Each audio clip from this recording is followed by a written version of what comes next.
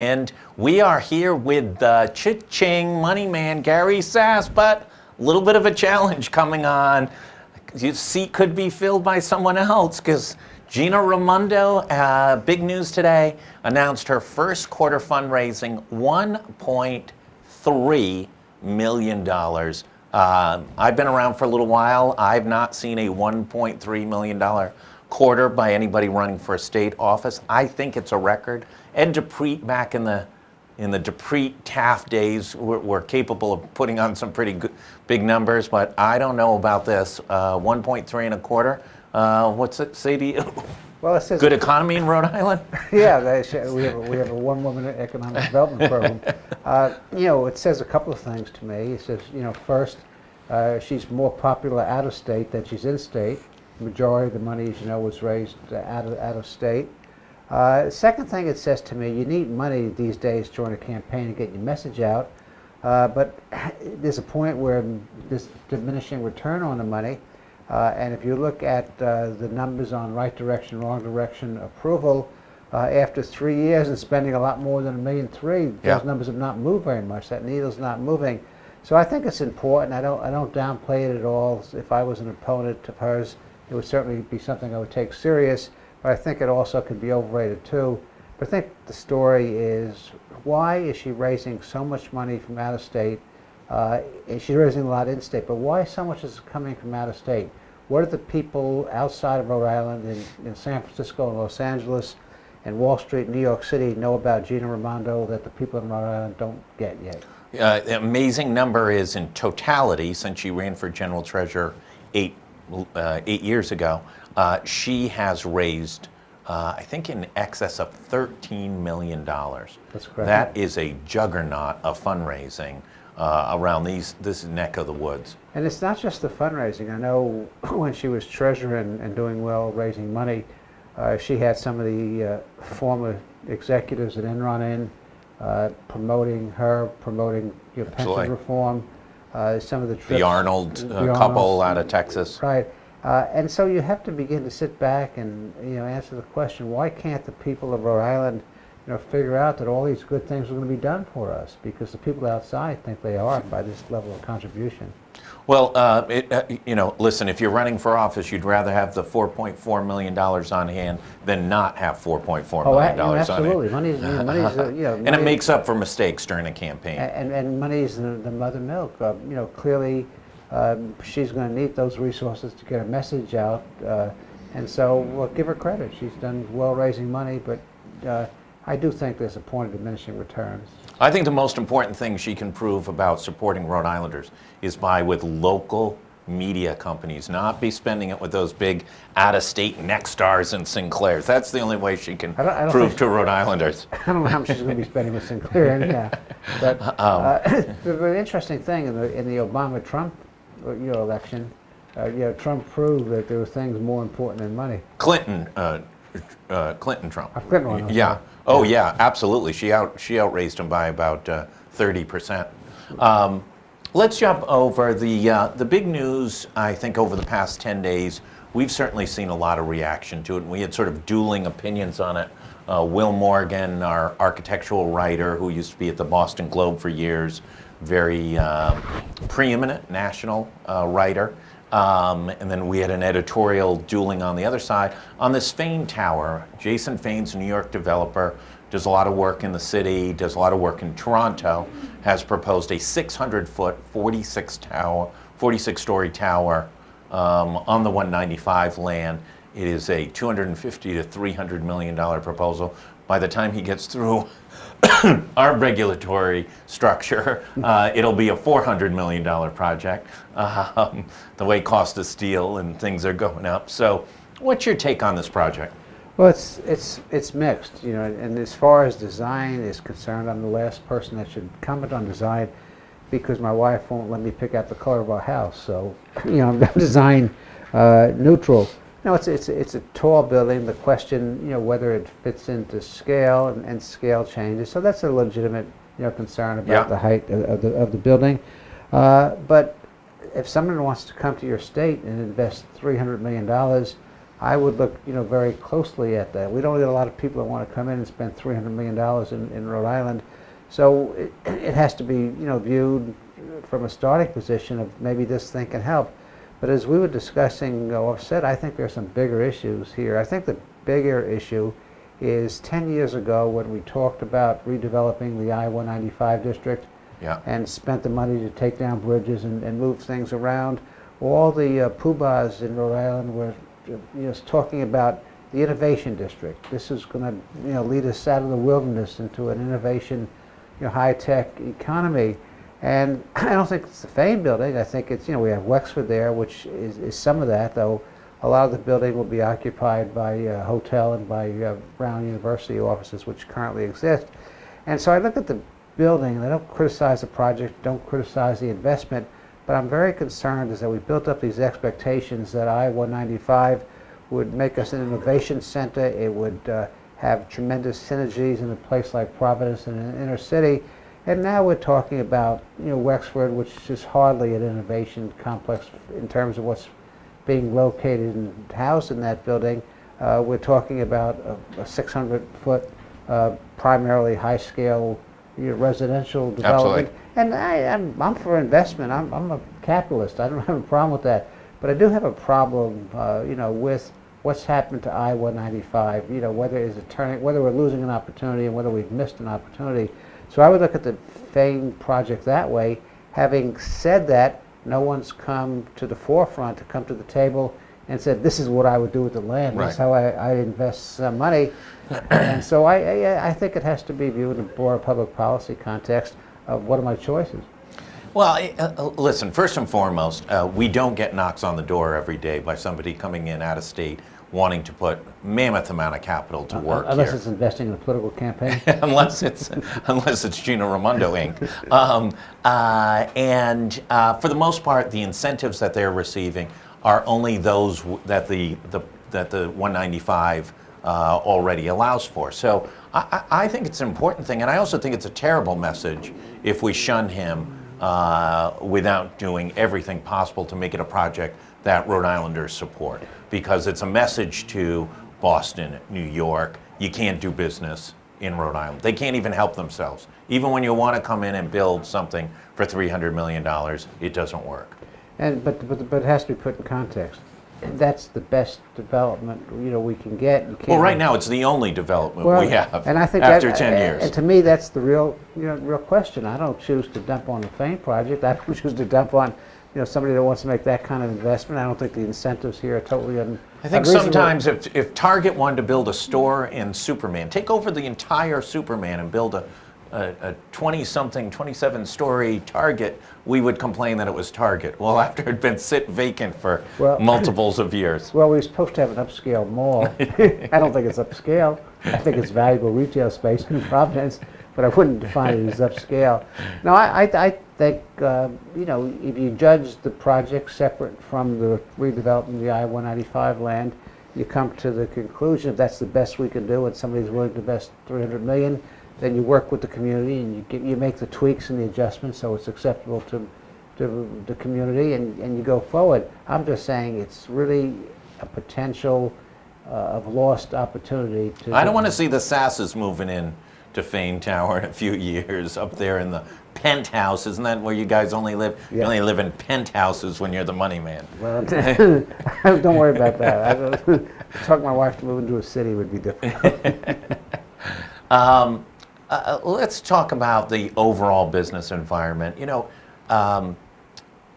We're at this point, the sort of scorecard is being filled out on Governor Raimondo's economy.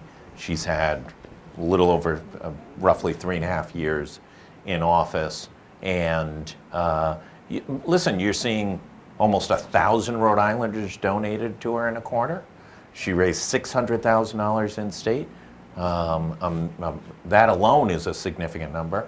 If it was just the in-state number, $600,000, that's 3 times. Well, compared to her opponents, yeah, it's a big number. It's twice Fung and Morgan combined, just in Rhode Islanders. Mm-hmm. And cash on hand, she's 4.3 or 4.4. It's 14 times what Mayor Fung has on hand. Where do you think, right now, if you're going to take a temperature, where folks come down on the state of the economy? Well, all I could do is cite numbers, and the numbers are that less than 40% of the people, and this number's held pretty constant for 3 years, think the state is moving in the right direction. In terms of the governor's approval rate, it's in the 40s or the low 40s. So that tells me that there's some anxiety about where the state is going. When I look at numbers and I look at growth in state product, I look at growth in the number of jobs, we are part of a cycle. Yeah. And so we're doing better, but we haven't done as well as our competitors. Yeah. We haven't grown jobs at the same percentage as Massachusetts. Our unemployment rate has come down at a quicker percentage because it started at a higher point. Right. So all the things I look at, and I don't put a lot of stock in these indexes. I put a lot of stock in performance. When you look at performance, compared to relative peers, we're doing better, but everybody else is doing better. So I would say it's mixed. And one of the concerns, and this is when you talk about the economy, you talk about how government is performing and what government can do to influence the economy.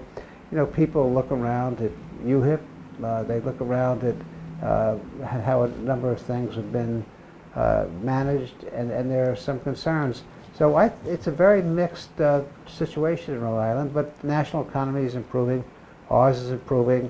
We've done some good things. You talk about GE, Johnson & Johnson, I can mention a number of others.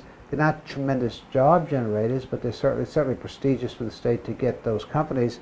On the other hand, no one has done a real good economic analysis or return on investment analysis of the hundreds of millions of dollars that we're spending on tax incentives, and whether the people are getting return on that. That's not clear. She's definitely brought in some blue chip companies. Absolutely. By name.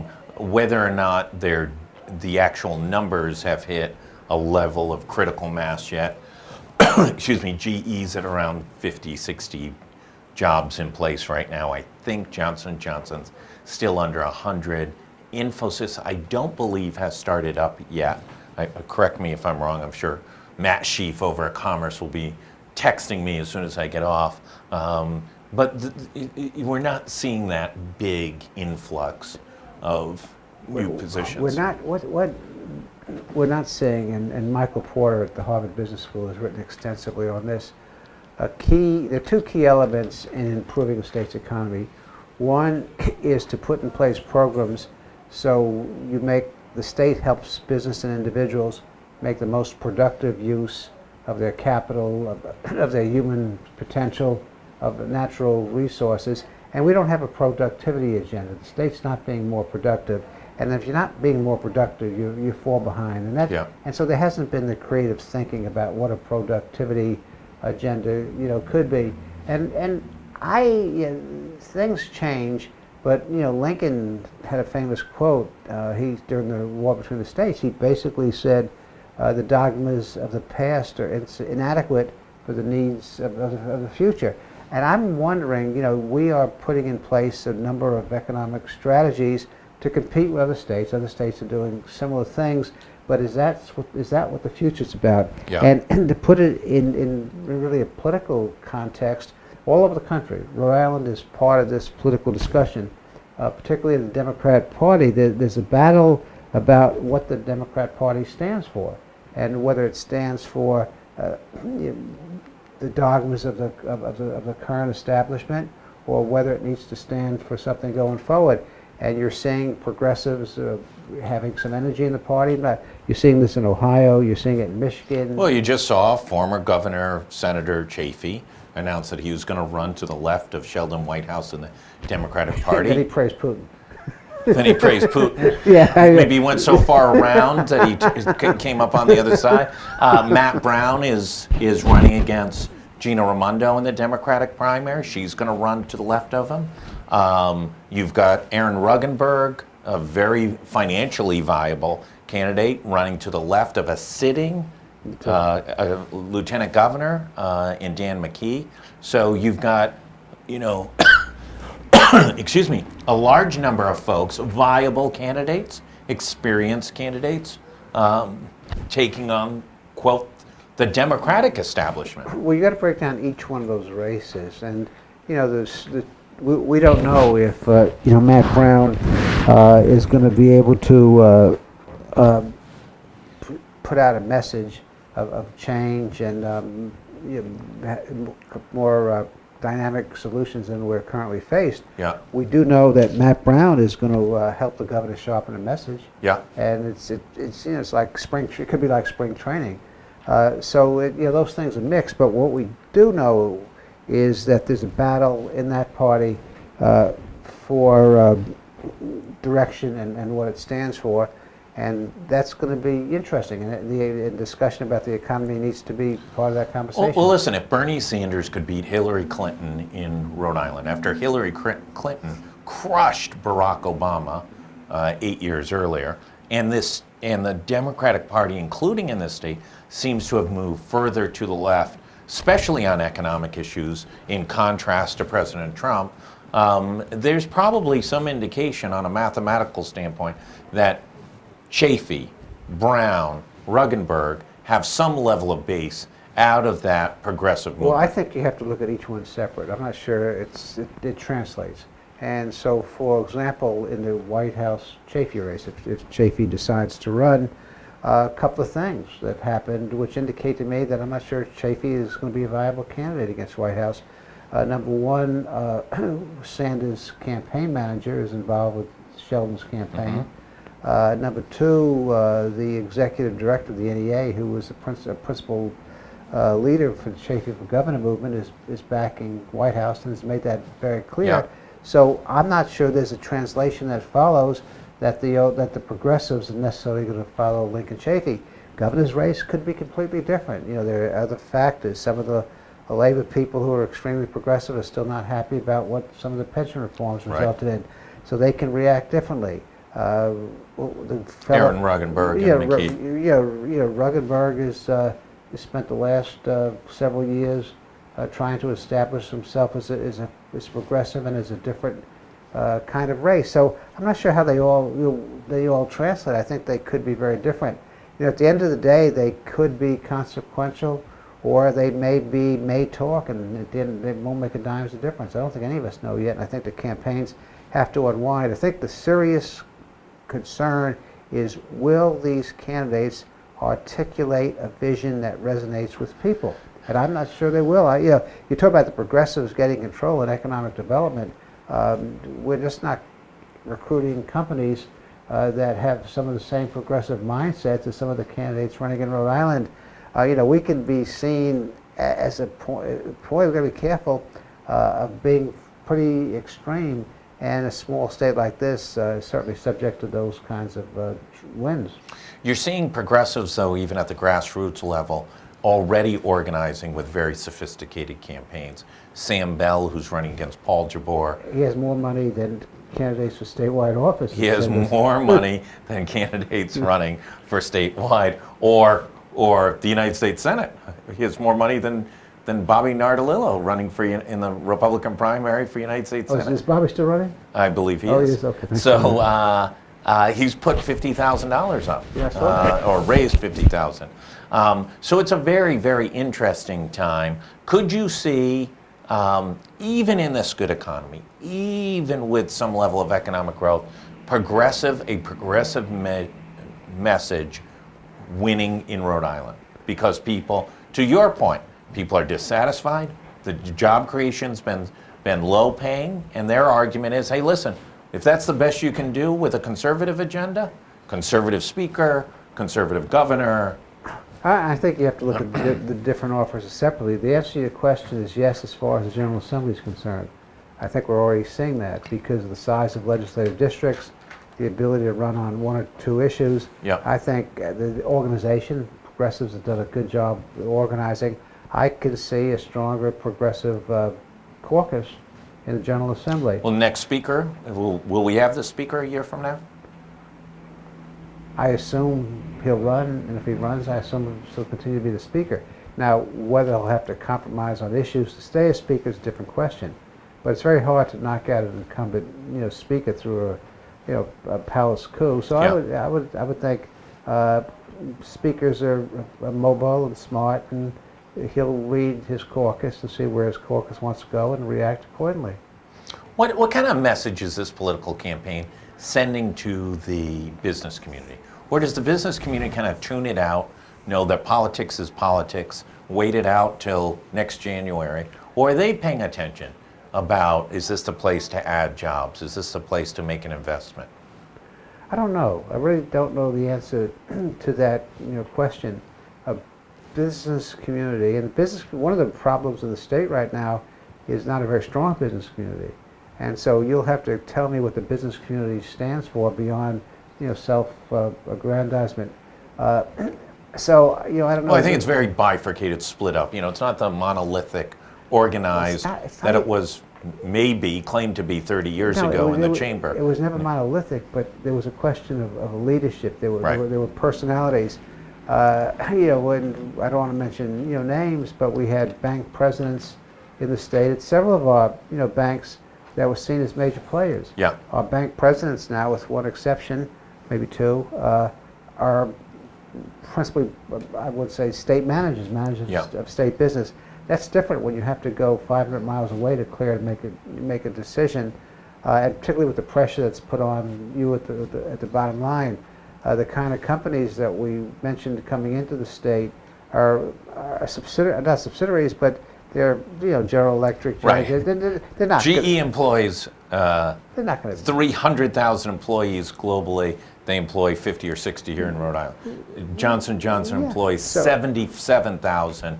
They employ 100 here in Rhode Island. I don't think they're Rhode Island's not leading. I'll give you a good example. If the business community was going to have an impact, the issue that we're having on delivery of health care, which costs them a lot of money, and it is something that they're very concerned about in terms of what their employees get, they would be out much more vocal, much front.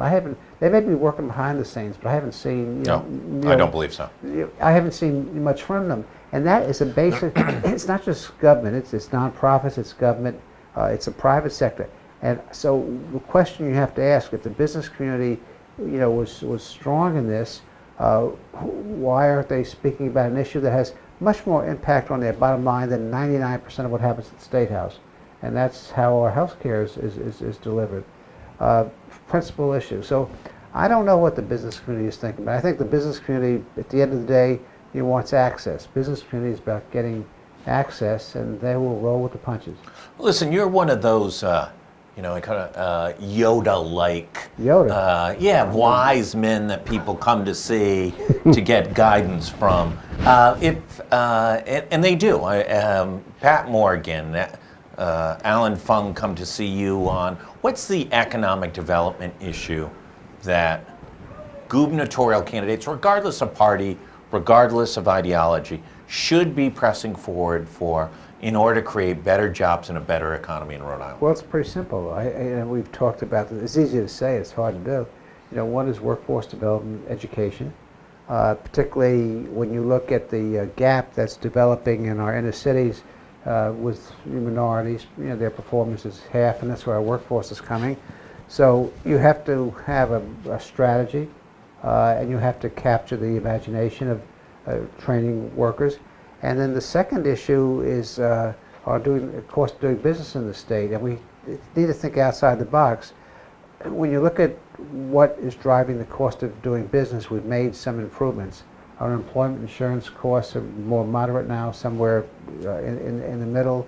I think there's been progress on regulatory reform. Not enough, but there's been progress. The one area which holds back development in terms of a cost of doing business are property taxes. Yeah.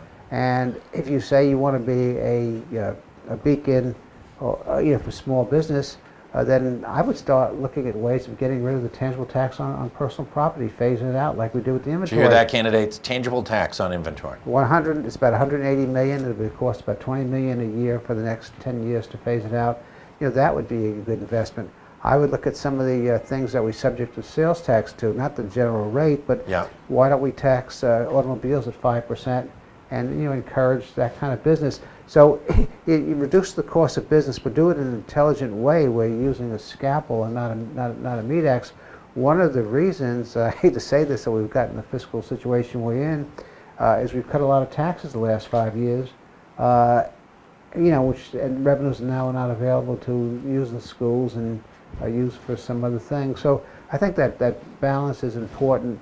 But the key thing that candidates have to get out is they have to get a message out that people will believe will make things better for them. Well, listen, Gary, as always, thank you for coming in. The money man. Challenge now, clear assault by Gina Raimondo to take on the moniker of the money woman. She can have it. She can have She can have it. She just can't have any of the assets. Gary, as always, thanks so much. We're going to be right back in 1 second with Saul Kaplan from Business Innovation Factory. We're going to be talking, at least in part, about the battle at the airport between one innovator, Uber, and Rhode Island Airport Corporation, a innovator in itself and a fast-growing airport. We'll be right back.